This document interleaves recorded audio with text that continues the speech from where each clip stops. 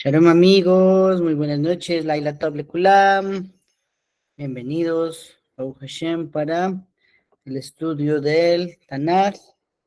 Bendito Hashem, hoy un jueves atípico, normalmente el jueves no estudiamos el Tanakh, pero ya les expliqué esta semana, vamos a hacer una salvedad y tal vez la próxima también. ¿Listo? Bendito Hashem, vamos a dedicar este estudio para Refuah Shelema de todos los enfermos de Am Israel, Baruch Hashem, que reciban Refuah Nefesh, Refuah Daguf, y en especial también por la bendición para la obra de las manos de Noah Pérez Muñoz, que Akadosh Baruj Hu multiplique siempre y engrandezca la obra de sus manos, le dé éxito en todas sus empresas. Muy bien, amigos, bienvenidos. Vamos a continuar el tema. Hoy vamos a hablar de algo muy interesante, ¿no? Nosotros normalmente sabemos a lo largo del Tanaj cómo todo inició para que terminara en una guerra. Después, todo el desarrollo de la guerra, pero rara vez el Tanaj nos muestra el post de la guerra, lo que siguió después, lo que vino a continuación, ¿cierto? Entonces, en este caso, vamos a estar estudiando capítulo 19, yo creo que el 20 de Shmuel Bet, que es precisamente lo que sucedió después de que David tuviese el problema con Absalom. ¿Listo? Entonces, muy bien. Vamos a hacer un pequeño resumen del capítulo 19 y lo analizamos ya luego un poquito más a profundidad.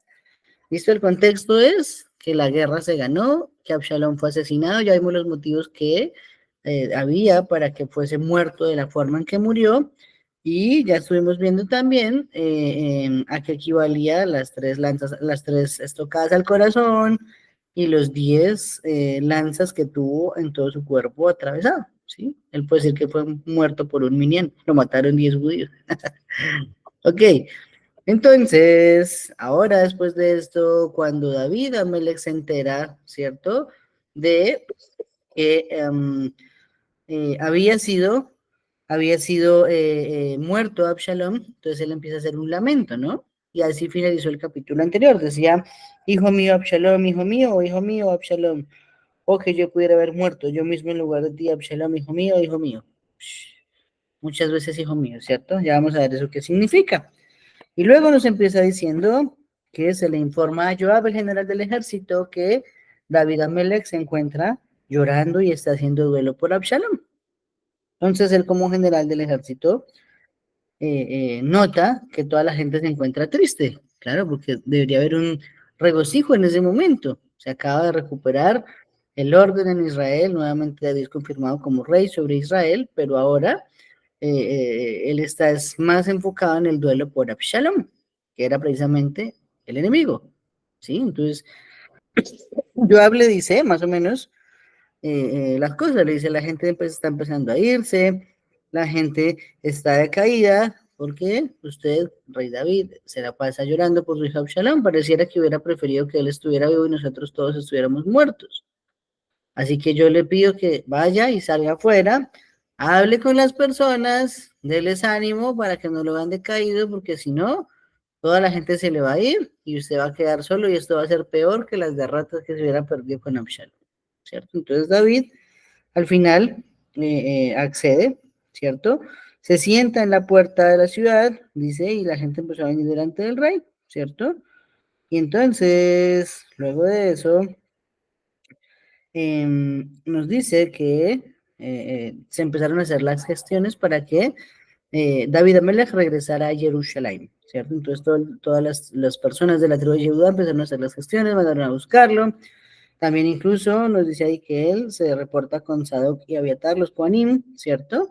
Para decirle a los ancianos que él tiene la intención también de regresar a su palacio en Jerusalén, y de ese modo entonces, ellos, el Sanedrín, accede a que David Amelech regrese, claro que sí, todos estaban deseando que eso sucediera, ¿cierto? Y cuando él regresa, entonces nos dice que llega hasta la orilla del río Jardén, toca cruzarlo para poder llegar hacia el otro costado de Eretz Israel, y entonces ahí nos dice que volvió a aparecer alguien llamado Shimi Ben Gerat, ¿cierto? Hemos estudiado hace una semana, perdón, la clase anterior, que ese Shimi Ben Gera era la tribu de Benjamín, que empezó a mandarle piedras a David Amelech y botar polvo para todo lado y a maldecir al rey David. Y entonces, ¿qué sucedía? Que David Amelech se había preocupado y dijo, no, déjenlo que me maldiga, déjenlo que haga lo que quiera, porque Hashem le dijo que lo hiciera así. ¿Sí? Y aprendimos que eso se debía a que Shimi Ben Gera era el jefe del Sanedrín. Entonces él decía, si el jefe del Sanedrín me está maldiciendo, esto tiene que ser de Hashem, porque si me maldice cualquiera del pueblo, pues eso es personal, pero si lo dice Shimi Ben Gera, eso viene del cielo. Entonces aquí aparece ese Shimi Ben Gera, otra vez, cuando ya David está sin problemas de guerra. Y entonces nos dice que él llegaba al encuentro del rey y había con él 1000 hombres de Benjamín, ¿cierto? Y entonces él cayó delante del rey y le dijo, no vaya mi amo a atribuirme error y no te acuerdes del mal que tu siervo hizo el día que saliste de Jerusalén, de modo que lo ponga el rey en tu corazón, porque tu siervo bien sabe que yo soy el que pecó, por eso he venido hoy, el primero de toda la casa de Yosef, para bajar al encuentro de mi señor el rey, ¿cierto? Muy bien. Entonces Abishai dijo, en pago de esto no debe darse muerte a Shimi, claro, porque nos está diciendo el Tanaj anteriormente que ya Abishai había dicho, hay que quitarle la cabeza a ese hombre que está maldiciendo al rey de Israel, ¿cierto? Pero en ese caso, como no lo autorizó David, ahora Abishai nuevamente insiste, le dice, bueno, hay que acabar con ese hombre, porque como así que entonces tiró la piedra, se fue de frente, ahora simplemente pide perdón y le vamos a hacer amnistía. Entonces Abishai no está de acuerdo con eso.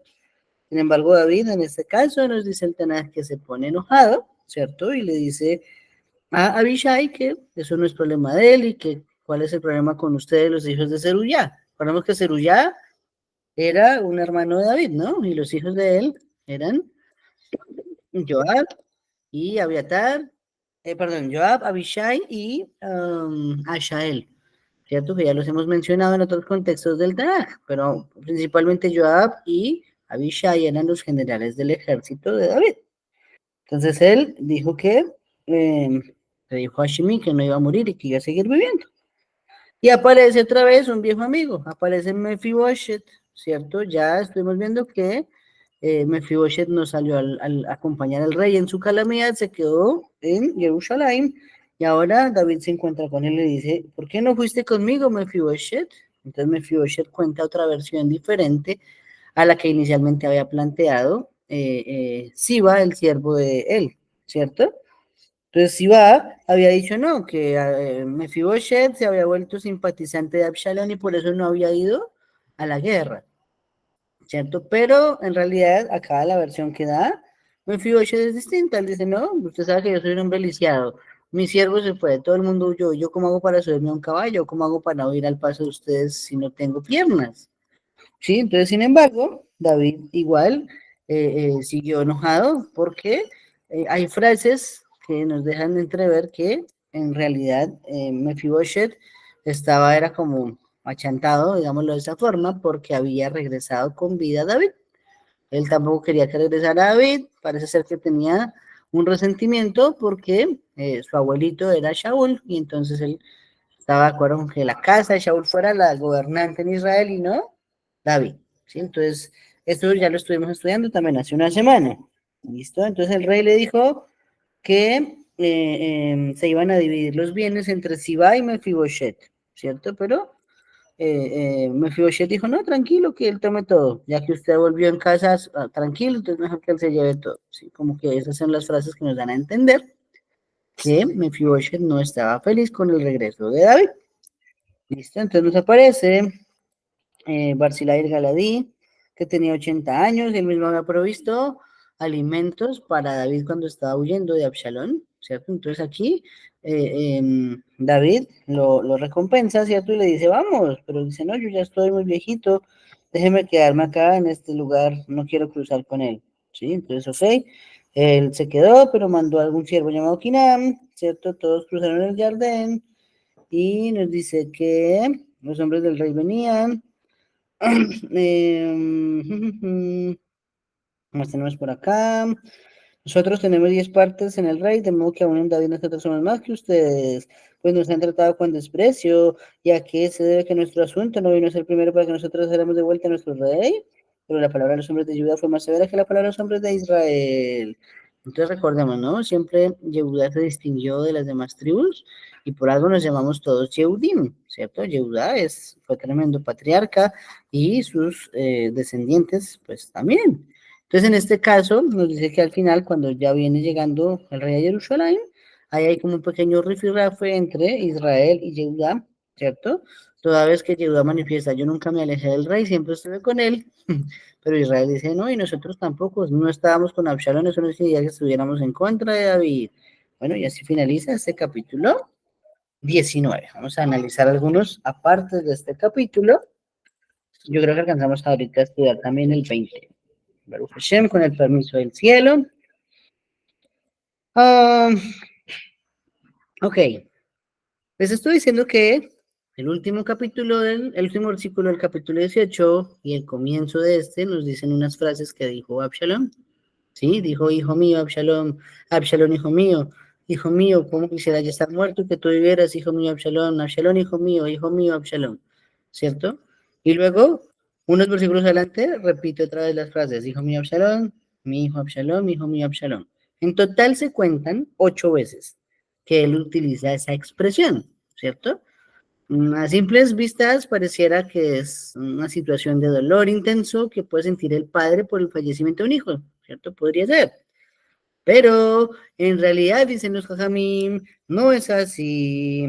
En realidad, Masejet Sotá, página 10b, nos enseña que esas 8 veces las hizo David para elevarlo de las 7 cámaras del Geinom.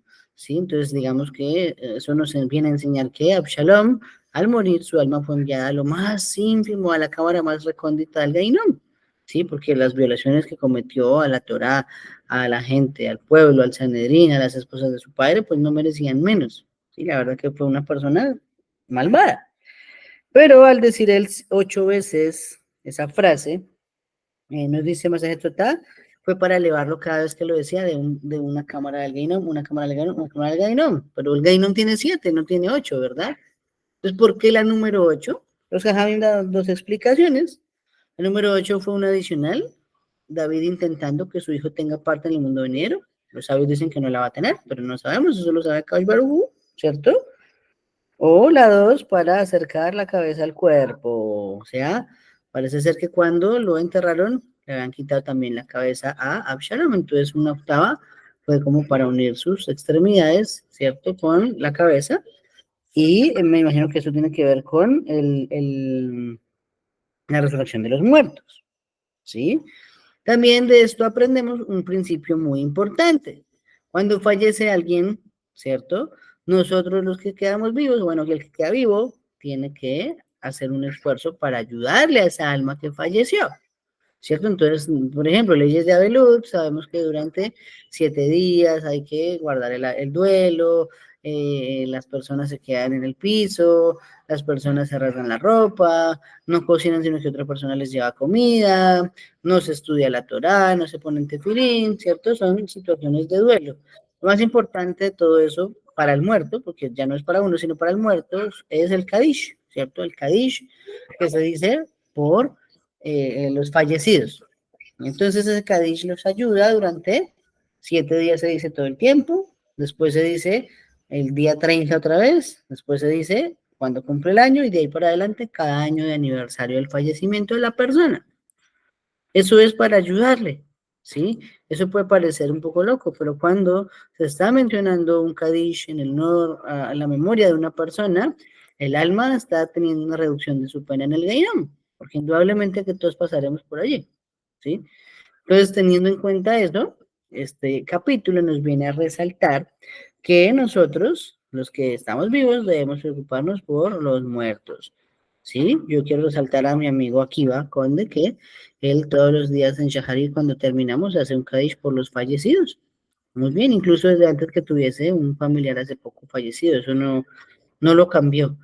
Simplemente intensificó esos Kadishim. Entonces, Baruch Hashem, porque está haciendo un trabajo por todos aquellos que no tienen quien les haga un Kadish. Eso tiene una repercusión grande en nuestra mente. ¿Listo? Muy bien. Vamos a ver por acá. Nos dice la Torah, el Tanaj, ¿cierto? Que le dieron razón al rey con los ancianos, ¿cierto? Entonces eso quiere decir, nos estábamos viendo que el Sanedrín se puso de acuerdo para mandar buscar a David y traerlo de rey otra vez a Jerusalén, y el rey ya tenía la intención de ir otra vez, entonces simplemente se juntaron intenciones de uno con intenciones de otro, que terminó finalmente en que David Amelech regresara a su palacio. Hay un mensaje por acá, dice, ¿eso se puede hacer aunque ya tengan algunos años de fallecidos? Sí, claro que sí, querida Ruby. Bueno, mm, hay dos cosas que decir sobre eso, ¿listo? Lo he estudiado de dos formas. Una dice que sí, porque si nunca se le ha hecho un Kadish, el alma necesita un Kadish para ser elevada, ¿sí?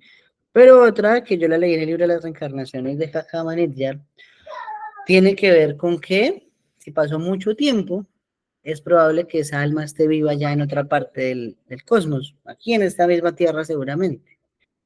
El problema vendría a ser que si hacemos un Kadish, ¿cierto? Después de mucho tiempo y el alma estaba esperando, era un Kadish, entonces de repente, al decir el Kadish en otra parte del mundo, cae muerta una persona. Y entonces eso fue porque solamente esperaba el Kadish de duelo. ¿Sí? Entonces, es ambiguo, puede que esté bien, puede que esté mal, pero dice el Jajamaní ya, ¿no? Dice, por ejemplo, ustedes ven que nace un bebé y se muere a los 2 meses. ¿Eso por qué puede pasar? Entonces él dice, porque el alma necesitaba un Kadish, pero la familia viva se demoró más de un año en hacerle un solo Kadish. Por lo tanto, cuando se acabaron, dijeron, ay, toca hacer Kadish por el alma muerta de mi abuelito. Fueron, hicieron un Kadish y en otra parte del mundo se murió un bebé de 2 meses que no tenía inocente, no tenía nada que pagar y estaba empezando su vida en este mundo. Entonces, pues, hay dos maneras de verlo, ¿sí? Hay dos maneras de verlo. Pero siempre es importante tenerlos en la intención de ayudarlos, ¿sí? Incluso ofrecer una comida en honor al alma de esa persona también, una seudá, invitar personas a decirle, vea, vamos a compartir esto para la elevación del alma de tal persona. Sí, otro es dar darse acá, tal vez a alguien que sea un estudiante de Torah juicioso, que ustedes sepan que todo el tiempo está sacando información nueva, dedicado, consagrado, pues eso sería muy bueno hacerlo. ¿Listo? Muy bien. Aparece acá la figura de alguien llamado Amasá. ¿Listo? Amasa era hermano, perdón, era hijo de la hermana de David. Él tenía una hermana que se llamaba Abigail, ¿cierto? Entonces Amasa era hijo de Abigail y entonces por lo tanto también era un sobrino de David. Ahí aprendemos que todos los sobrinos de David iban a la guerra por él y se convirtieron en generales de su ejército. ¿Listo? Algo muy importante destaca aquí Rashi es que el río Jordán es muy grande, es muy caudaloso. Ahora, pues tal vez no sea así en la época actual, pero digamos que en el momento de David estaba en todo su esplendor y por lo tanto cruzar un río no era algo tan sencillo como podemos ir a un caño y un rachuelo y cruzar a pie y ya, ¿no? ¿Cómo se abrió el Jardín, por ejemplo, cuando fue la conquista de Eretz Israel? Ya sabemos que Yehoshua hizo que los Kohanim pasaran con el Arona Kodesh cargado, se pararan en la entrada del río, ya tocando todos el río, eso se dividió. Una parte del río empezó a subir, a subir, a subir, y el resto empezó a irse para abajo, para abajo, para abajo. ¿Sí? Entonces era un río grandecito. Si no, de otra forma no hubiera sido necesario que el Tanakh nos mencionara eso. Pero acá no vemos que el Arona Kodesh intervenga ni los Kohanim para cruzar un río. Entonces, ¿cómo cruzaron el río? Esa sería la pregunta. Bueno, Rabbi Shlomo Itzhaki, Rashi nos dice que la manera en que lo cruzaron fue en ferry. Entonces, el medio de transporte ya existía. Un ferry, una balsa grandota para transportar personas de un lado al otro del río. ¿Sí? Tremendo, ya iba avanzando un poquito más la tecnología, ¿cierto? A diferencia de las generaciones anteriores. ¿Listo? Muy bien. Aquí estamos también, un segundo, aquí estamos también viendo que aparece, ¿cierto? Shimi Ben Gera, ya lo dijimos, después de haber maldecido al rey, arrepentido de lo que hizo. Y entonces él empieza a implorarle al rey piedad y al final el rey le da piedad, ¿cierto? Entonces, ¿cuál fue el motivo por el que David le tuvo misericordia, no? Porque todos pensemos por un momento, ¿no? huyendo de una situación familiar difícil, siendo despojado del reino, perseguido por su ejército que antes era propio. Entonces voy caminando como huyendo y aparte de eso llega otra persona a increparme, a lanzarme piedras, a lanzarme polvo. En ese momento no digo nada, pero ahora me vienen a pedir perdón y tampoco le digo nada, ¿sí? Es como un poquito extraña esa situación.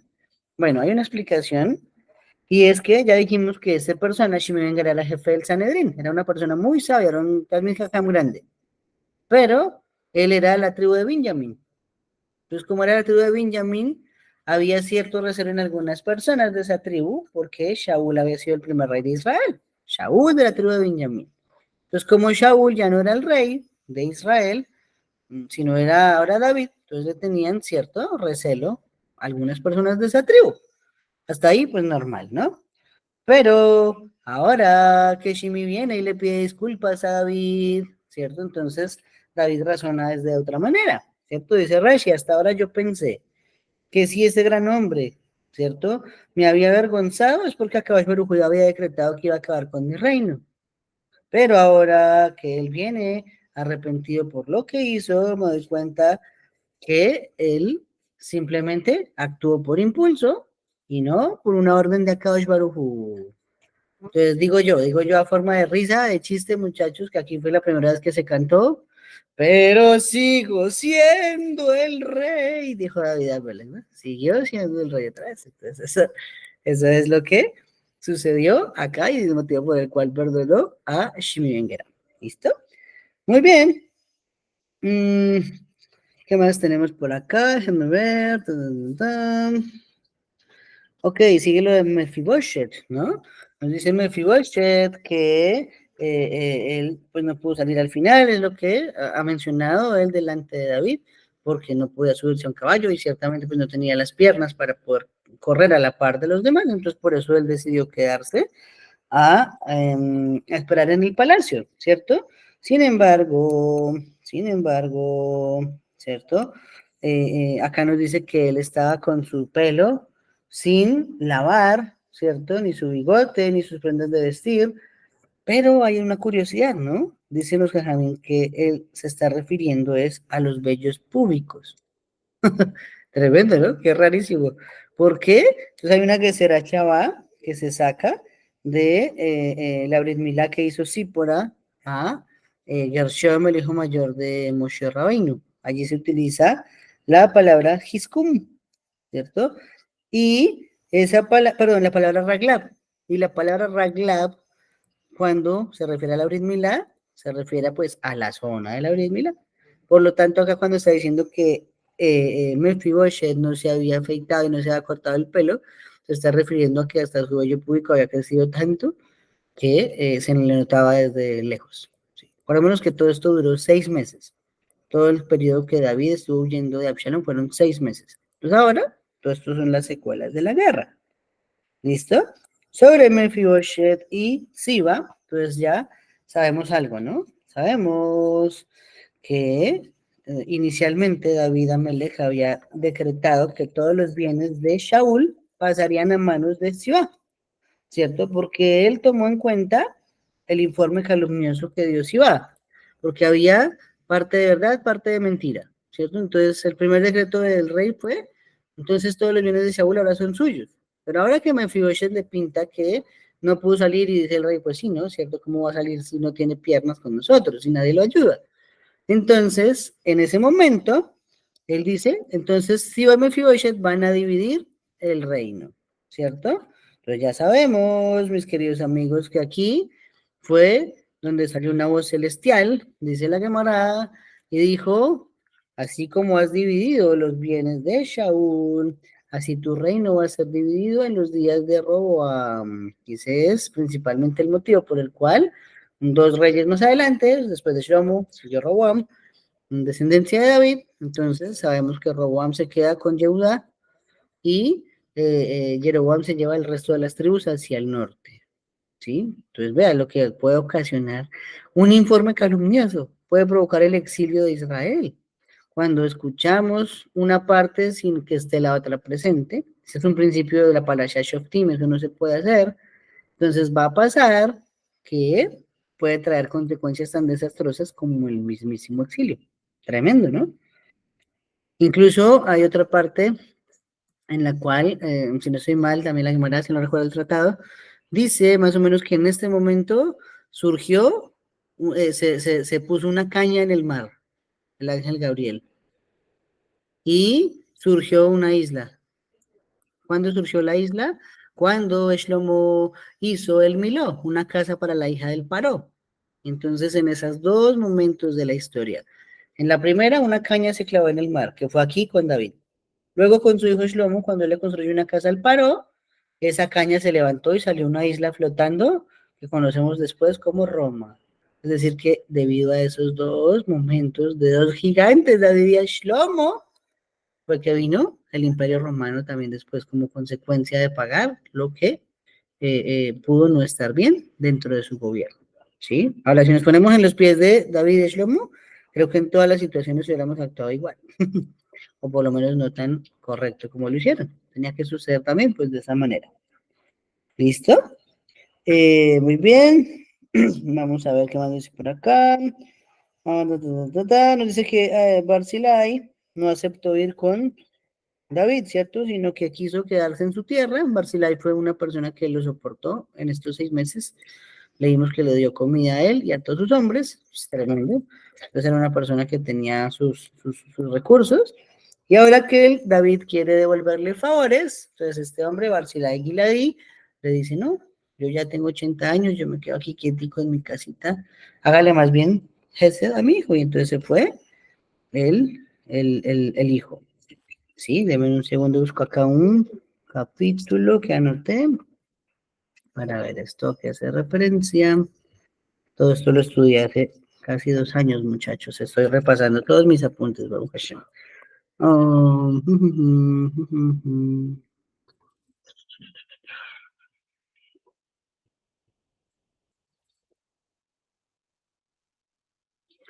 ok, Teilín 32:6 dice, por fin te confesé mi pecado y no encubrí mi error. Dije, haré confesiones cerca de mis transgresiones a Hashem, y tú mismo perdonaste el error de mis pecados, ¿cierto? ¿A qué hace referencia? Dice el Midrash Tanhuma, este versículo hace referencia a la teshuva que todos debemos hacer cuando estamos todavía jóvenes. ¿Sí? ¿Cómo empieza Coelet, perdón, capítulo 12? Acuérdate, joven, de tu creador en los días de tu juventud, antes de que lleguen los días malos, ¿sí? Entonces, ¿eso por qué? Porque Barzillai aquí está diciendo que ya los días son malos. Esa es la que será Shaba que se encuentra. Ya él era un hombre de 80 años y no tenía fortaleza, tenía achaques, tenía problemas y por lo tanto, pues la vida misma empieza a perder un poquito de emoción, ¿sí? Entonces, Rabiaba dijo que esto se refiere solo a la vejez, ese salmo, porque se refiere a Isaac en primera instancia, que siendo viejo quedó ciego. También a Jacob vino, que quedó ciego, ¿cierto? Y Barzillai, dice el Midrash Tanhuma, no aceptó ir con David porque él no podía ya comer mucho y en realidad, debido a esos achaques de la vejez, se iba a convertir en una carga para David. Entonces el hombre tenía tal moral que dijo, yo por allá no voy a incomodar a el rey. ¿Listo? Entonces, dicen los Jamín, sigue siendo el Midrash Tanhuma, es esencial que el hombre rece por una vejez en que sus ojos vean, su boca coma y sus pies caminen. Oh, tremendo, miren, ¿quién reza por eso, no? Aprovechemos ahorita que estamos jóvenes, de que todos acá no somos ancianos ninguno, ¿sí? Entonces, miren, ¿por qué hay que rezar? Dice el Midrash Tanhuma, porque tengamos una vejez en la que nuestros ojos vean, nuestra boca coma y nuestros pies caminen. ¿Sí? Bendito sea Hashem, que sea así. Baruch Hanel Elam, amén, amén. Listo, muy bien. Un apunte adicional, muchachos, que se me olvidó decir, ¿cierto? Sobre Barzillai es basado en la Gemara, Masejet Shabbat, página 152a. Nos dice que por qué era tan achacado a los 80 años Barzillai, ¿cierto? Si se veía que era una persona que se preocupaba por los demás, tenía buenas midas, ¿sí? No cualquiera le ofrecía al rey comida a él y a todos los demás. Ese más de Shabbat que Barzillai Aguiladi se excedió en las relaciones sexuales, causando que la vejez lo alcanzara, ¿sí? porque de otra forma un hombre de 80 años, dice así, no se habría deteriorado tanto. Sí, hoy en día pues 80 sí ya la persona se deteriora ahorita, en esta generación, pero no podemos pensar lo mismo de hace 2500 años, eso era otro día indiferente.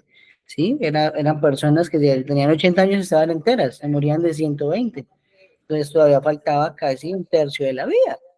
¿Por qué él ya quería morirse? Entonces la respuesta que la llamará es porque se excedió en relaciones sexuales y eso empieza a producir vejez, vejez, vejez, vejez. ¿Listo? Aprendemos de acá, dice Masejet Shabbat, de esta afirmación, sobre los ancianos, tres cosas. ¿Listo? La primera, que la mente cambia y ya no entiende. Estamos hablando del perfil normal de un anciano. Dos, que sus labios se agrietan y se marchitan. Ya, la boca es diferente. Y tres, que los oídos se vuelven pesados. Conocemos todos algún anciano al cual toca hablarle un poquito duro. Mi abuela, por ejemplo, es así. Uno se le acerca y toca casi gritar para que ella pueda escuchar. ¿Sí? Entonces, acordémonos, hay que pedirle a Shem que nos dé una buena vejez. Forzarnos por ella también. Vamos a escuchar a Julia. Sigue, Julia, por favor. Shalom con todos. Fíjate que ahí en Colombia hay un caso, en la parte de Córdoba hay un pueblito súper pequeño. Ahí hay una señora que acaba de cumplir, creo que son 102 o 104 años. Ella es una de las fundadoras de ese pueblito.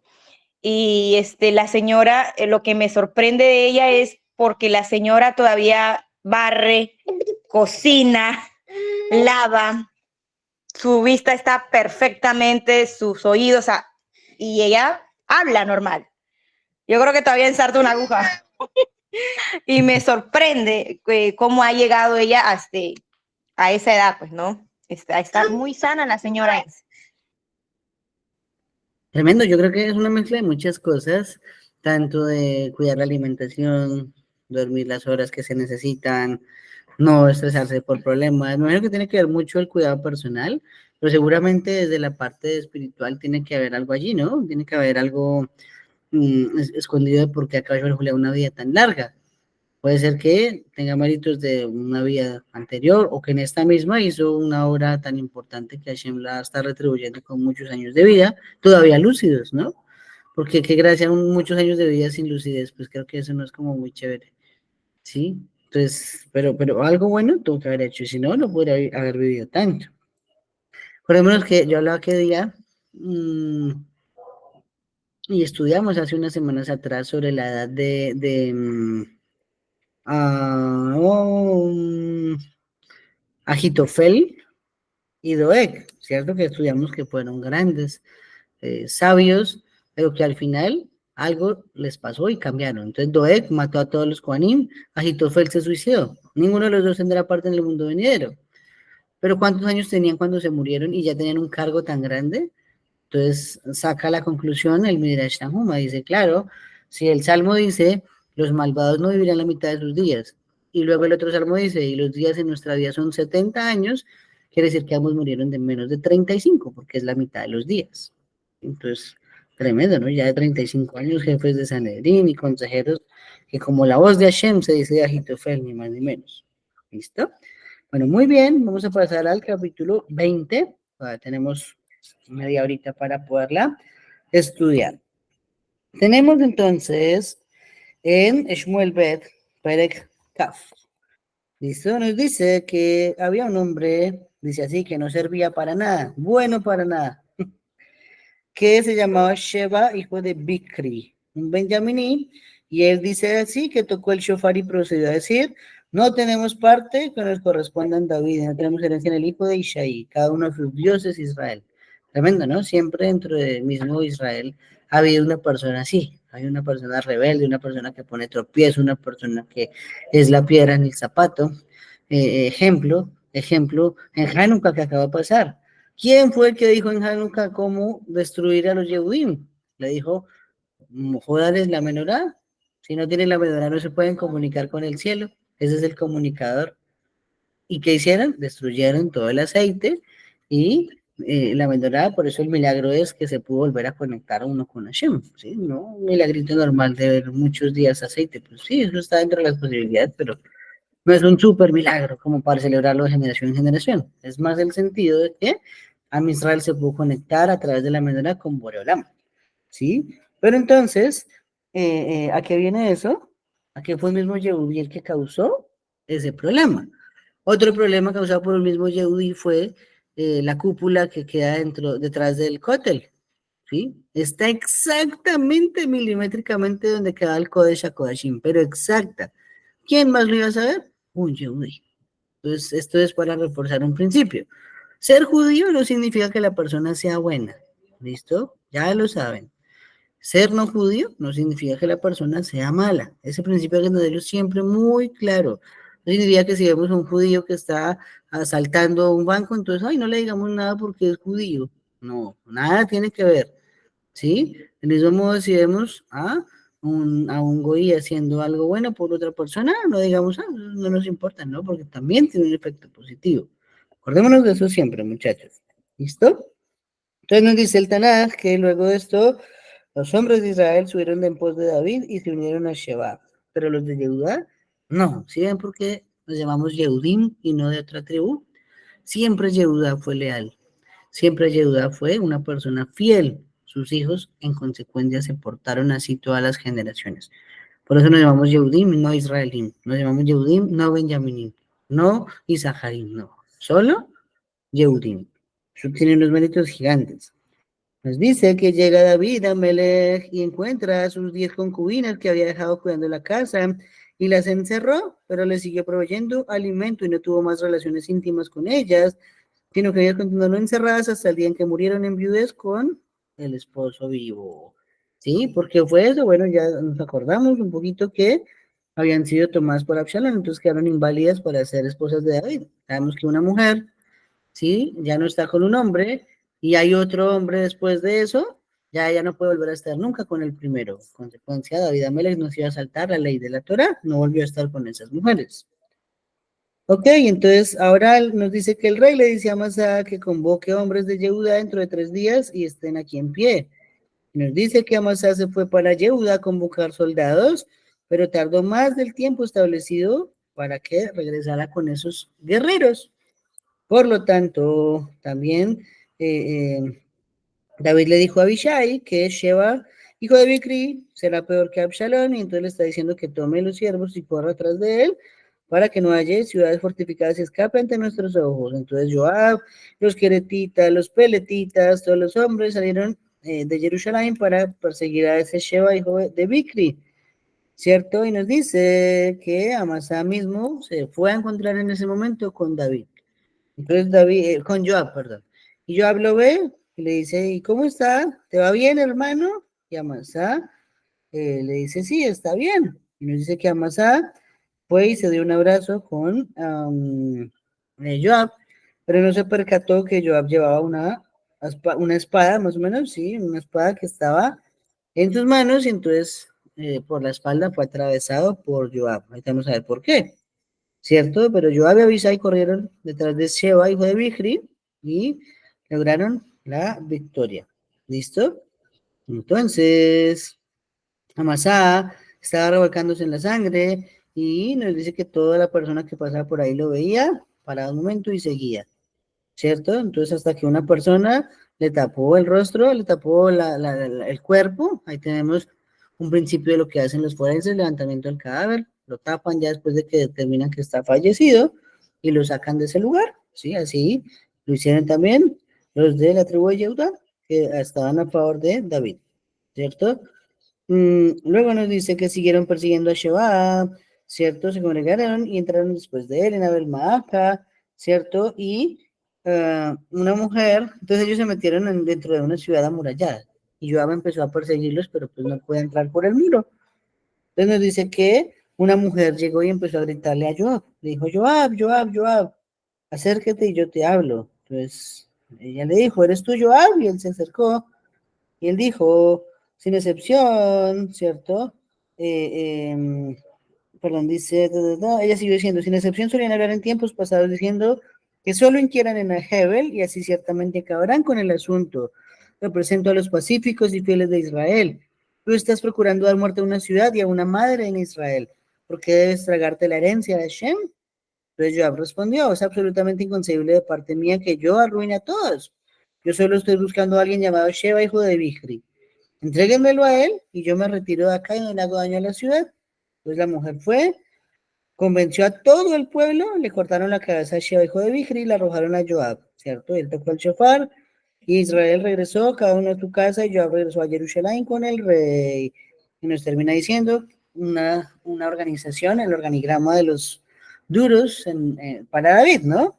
Joab era el general del ejército, Benaía ben Jehoiada, estados de los queretitas y los peletitas, Adoram era de los reclutados para trabajo forzado, Jehoshaphat, hijo de Ahilud, era el registrador, Sheba era el secretario, Sadoc Abiatar Kohanim, y Gira el Jairita también llegó a ser sacerdote de David. Ahí finaliza el capítulo 20. Vamos a analizar algunas. ¿No? Muy bien. Entonces, en primera instancia, ¿qué significa que había un hombre bueno para nada? Que es como llama el Tanaj Sheba ben Bichri. Nos dice Rashi que el término más correcto sería llamarlo sinvergüenza, traducirlo como sinvergüenza. ¿Y eso qué significaría? Que era una persona que hacía idolatría. Todo el que hace idolatría es un sinvergüenza. ¿Listo? Sinvergüenza. Acuérdense que una de las leyes de Noah es que no pueden tener ídolos. Tienen que reconocer que cada cuerpo es uno y es único. Eso aplica para judío y para gentil por igual. ¿Listo? Número 2. Pues ya lo dijimos, ¿no? Dado que Absalom violó a las 10 concubinas de David, quedaron legalmente, ya no eran las esposas de David, porque ya un hombre había estado luego de David, ¿sí?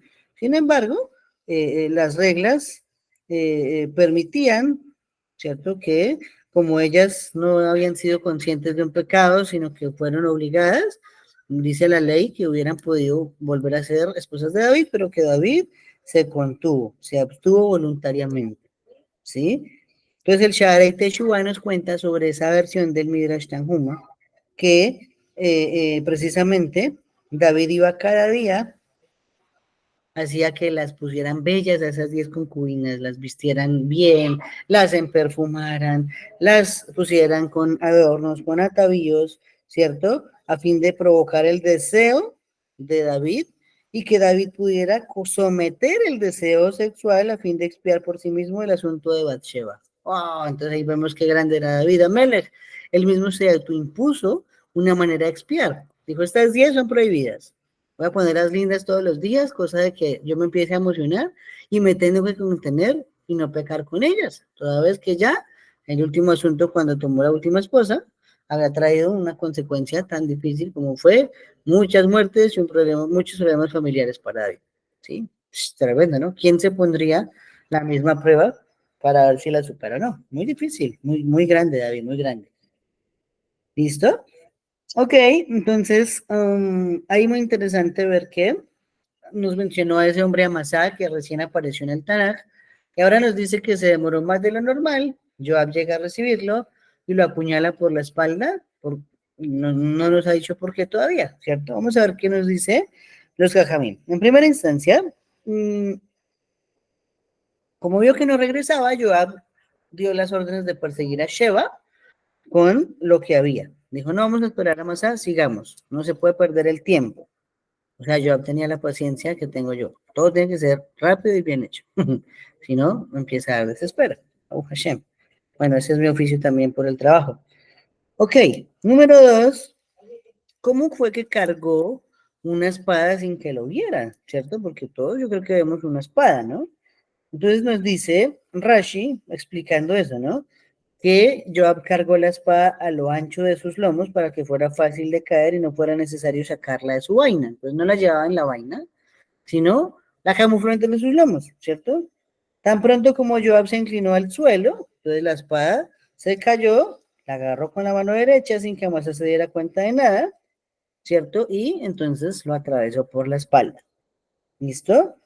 Nos dice acá, Orjot Sadikin, déjenme lo busco rápido, que hay un par de proverbios que hacen referencia a Joab. por estas acciones que acabamos de estudiar.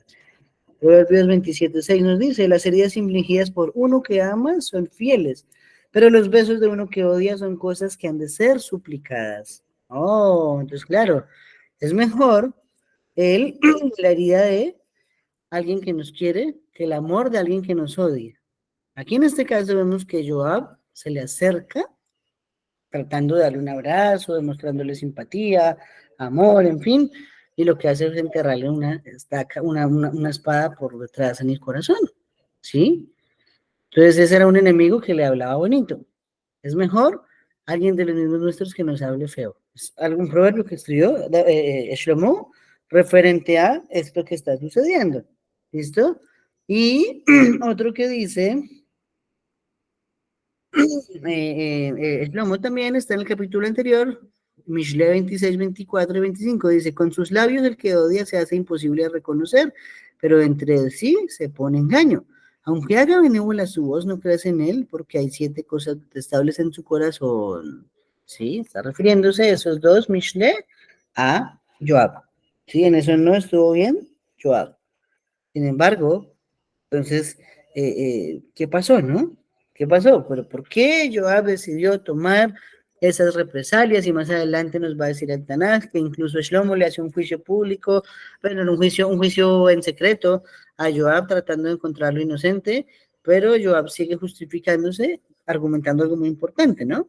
Nos dice que más adelante, Masejet Sanedrín habla de que Shlomo tiene un diálogo con Joab, ya ha muerto David. Entonces le dice, ¿por qué mató a Abner y por qué mató a Amasá?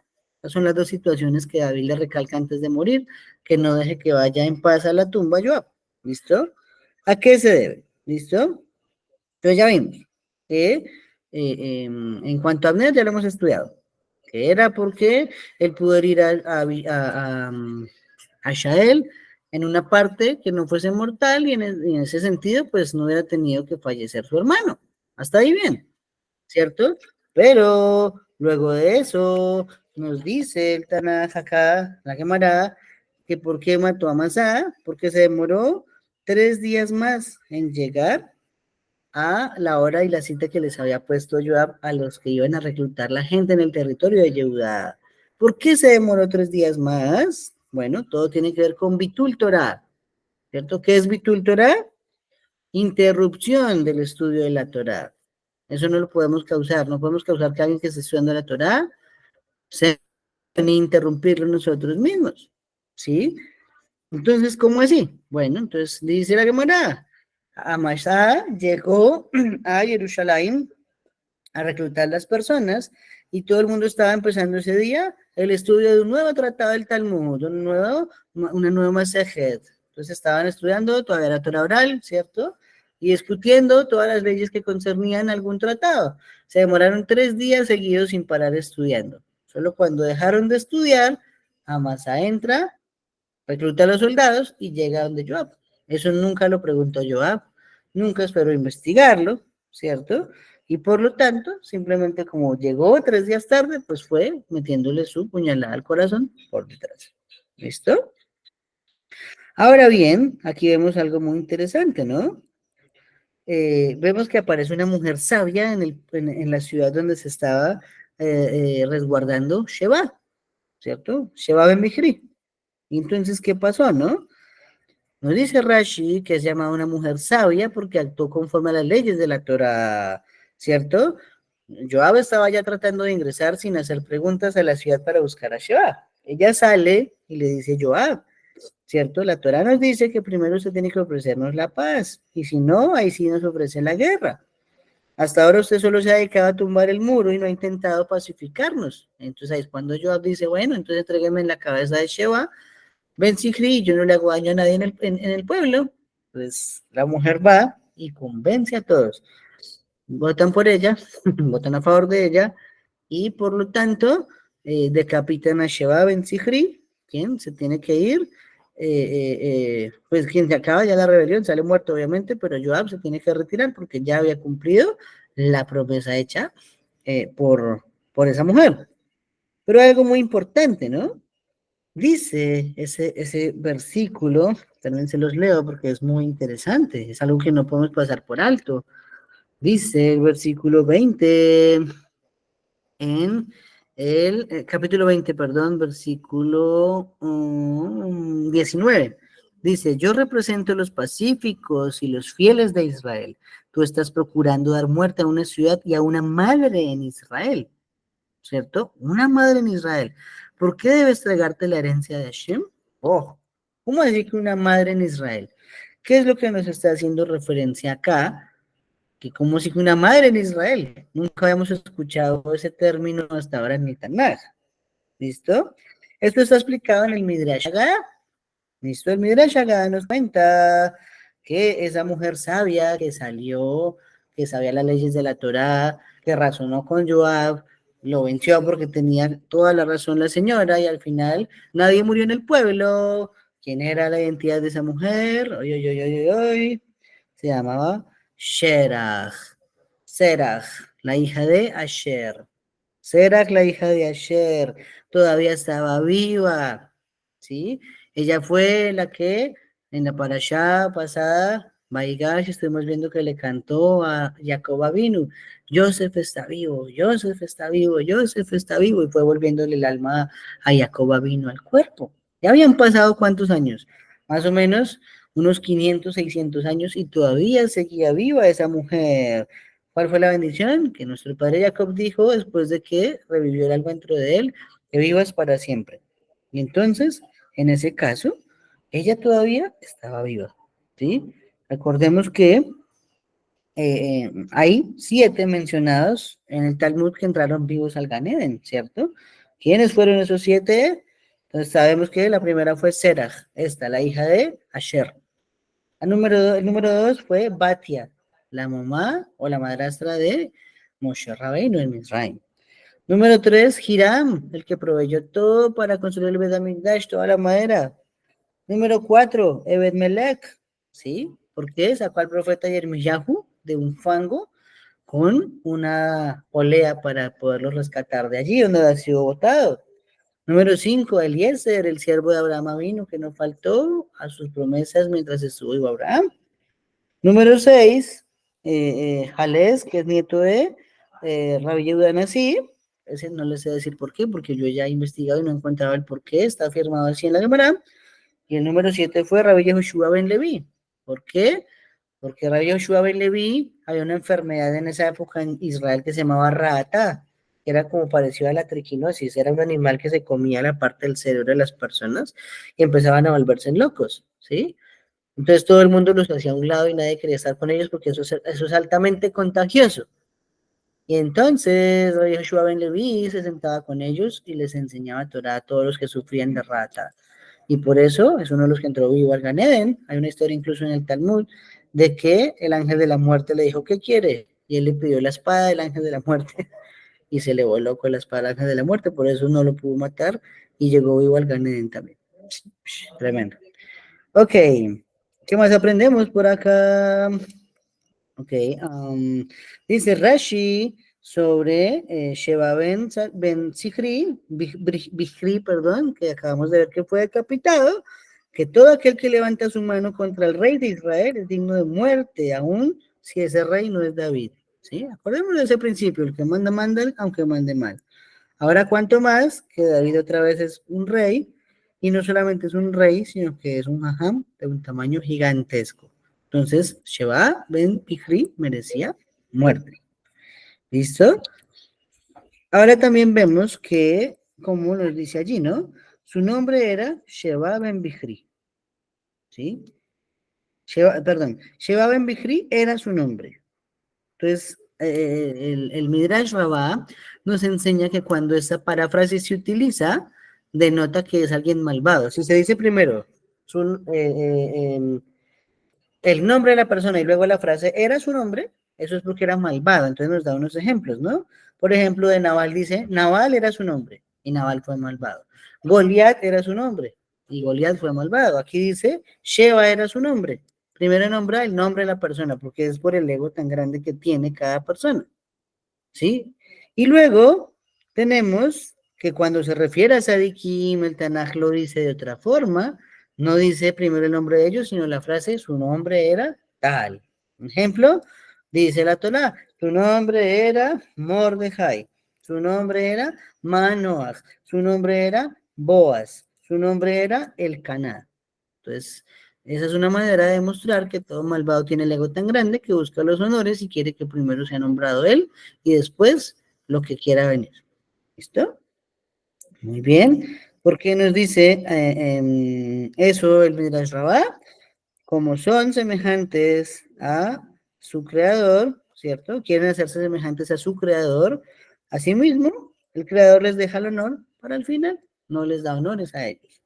Pues, Hazbe Shalom, que no sea lo que nos mueva nunca, los honores para servir a Shem y para hacer nada en la vida. Muy bien, ya casi terminamos. Um, ta, ta, ta, ta. Ok. Esta es la primera negociadora de paz, ¿no? Y acá vemos una esencia de que el shofar era usado en la guerra todavía. ¿Sí? Nos dice que Joab tocó el shofar y todo Israel regresó hacia sus casas. ¿Sí? Sin embargo, Joab no fue reemplazado luego de matar a Amasa, ¿cierto? Y entonces nos está nombrando a todos los amigos de Joab que estaban en los cargos de gobierno que ya acabamos de mencionar, ¿no? Ahora bien, ¿qué es eso de los quereteos y los peleteos? ¿Cierto? Que están nombrados acá, porque eso no se dice en ninguna otra parte del Tanaj. Quereteos, peleteos, pero no hay un pueblo que se llame Kerat o Pelet. Entonces no puede ser un gentilicio. Entonces, ¿qué es lo que significa quereteos y peleteos? La Gemara lo explica de la siguiente forma. Masejes Berajot dice, son los miembros del Sanedrín. ¿Y cómo lo sabemos? ¿Por qué? Quereteo se deriva de coretín, ¿cierto? Porque esto viene de decisión, coret, ¿cierto? Porque ¿quién toma decisiones? El Sanedrín. Entonces, por eso son llamados quereteos. Pero también son llamados peleteos porque su sabiduría es maravillosa. En este caso, peleteo viene de muflaín, ¿sí? De maravillas. Pues por lo tanto, así es como denomina al Tanaj a los Jajamim de esa generación del Sanedrín. ¿Cómo era el organigrama en Israel? Entonces, ahora sí, ya que hemos cerrado con esto de los cargos. Dice que en primera instancia, pues obviamente estaba el rey, ¿no? En segunda instancia estaba Ahitofel, que su voz era como la voz de Hashem, leímos hace unos estudios atrás. Luego seguía el Sanedrín, luego seguía el Urim Betumim, es decir, estamos hablando de los Kohanim, y ahí sí, Joab podía ir a la guerra. Entonces todo eso pasaba para ir a una guerra. Tenía la idea de David, consultaba a Aitofel consultaba al Sanedrín, el Sanedrín consultaba al Urim Betumim a través de los Kohanim, y ahí sí se tomaba una decisión para que David saliera a la guerra, para que Joab fuera a la guerra. ¿Sí? Entonces, ahí está, ¿no? Es impresionante que nos viene a mencionar esto el Tanaj en el organigrama de Israel. Y nos quedaría pendiente ya el capítulo 21 para arrancar, ¿cierto? Porque va a empezar con algo, un cambio de tema, pero drástico, ¿cierto? Nos dice que empieza diciéndonos, ¿no? Referente a una hambruna que duró muchos años, 3 años en Israel. Entonces vamos a ver, ya eso dentro de una semana, perdón, el martes, porque empieza de una vez cambiándonos. Acabó una guerra y empezó una hambruna. Es que a David le tocó difícil. Eso no es sencillo, uno se pone en la situación de David. Problemas maritales, problemas de los hijos, problemas de guerras, problemas de Estado, hambre en el país, guerras en el país, persecuciones del Estado anterior. No, a David le tocó muy duro. Y a los 70 se envejeció, sí, eso es un tema un poquito más adelante. Sí, entonces, Baruch Hashem, vamos a dejarlo hasta allí para iniciar en el 21. Vamos a ponerle acá el separador para acordarnos de estudiar eso el próximo martes. ¿Alguien tiene alguna pregunta? ¿Algún comentario? Ya para finalizar, amigos.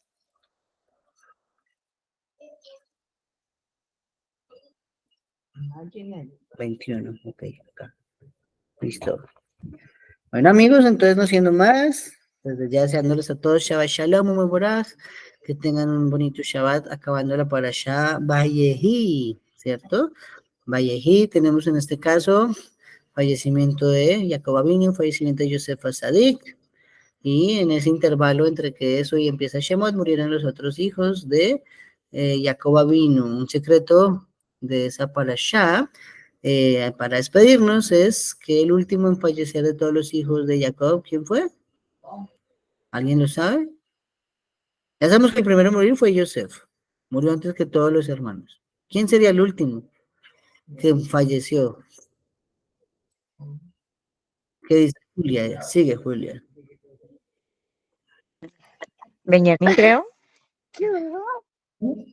No se te entendió. Benjamín, creo. Me estoy confundida, creo. Benjamín, dice Julia, ok. ¿Alguien opina diferente? No, ¿cómo eran que se llamaban sus hijos de Joseph? Es que me confundo con su otro hermano. Efraín y Menashe, Efraín y pero Menashe. ellos no contarían porque Efraín y Menashe no eran hermanos. Estamos hablando de los hermanos de Yosef. Sí, es que había escuchado mal la pregunta. Yo había entendido de los hijos de Joseph. Ah, ok.